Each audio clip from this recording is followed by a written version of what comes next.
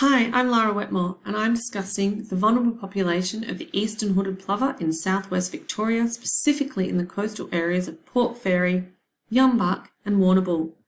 The hooded plover is a shorebird making up 10% of Australia's bird species. The hooded plover facts. They nest on wide and flat beaches backed by sand dunes, and they depend on coastal habitats for both their breeding and diet. The EHP forages in the seaweed and rock crevices during the day and upper zones of the beaches of an evening. Their diet consists of water plants, marine worms, sandhoppers, soldier crabs, insects, and small bivalves. The hooded plover chicks sadly have one of the lowest survival rates of all shorebirds. Unlike other shorebirds, they lay their eggs directly on the grounds of the beaches, with minimal vegetation, making them an easy target for natural predators and unknowing humans alike, as they lay camouflage eggs that are easily trampled or taken. According to BirdLife Australia, without human assistance, EHP have only a 2.5% chance of survival from egg to fledgling adult. This is ironic, as humans are a significant reason why the eggs and chicks are not surviving in their current habitat.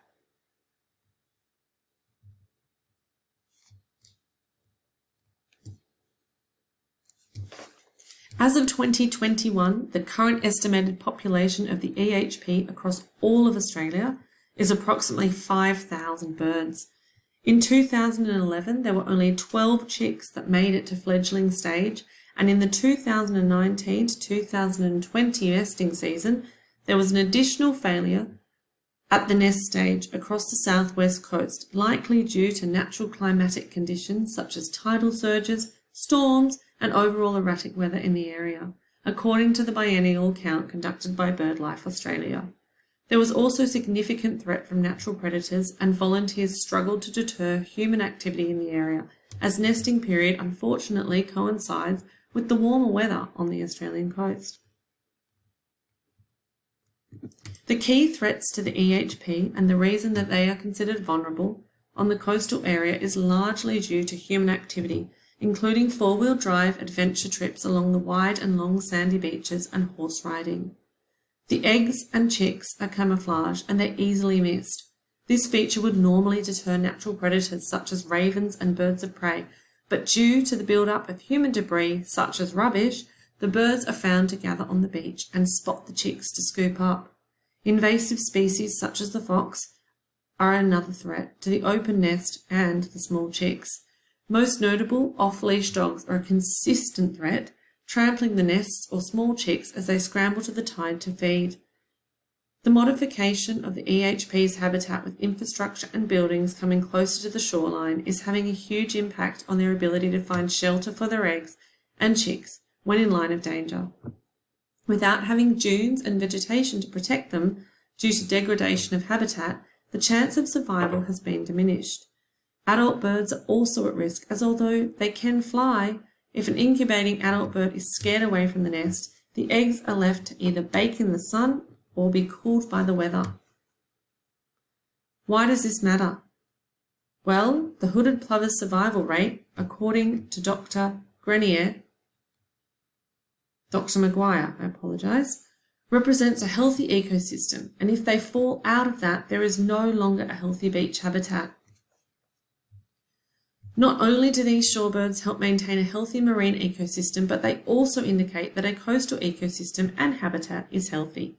Climate change can be indicated by shorebirds' presence on a coastal area, as due to natural occurrences such as larger tides and storms, researchers are able to observe the change in a specific marine ecosystem and climate and what that means for the future of the planet. BirdLife Australia run a community outreach program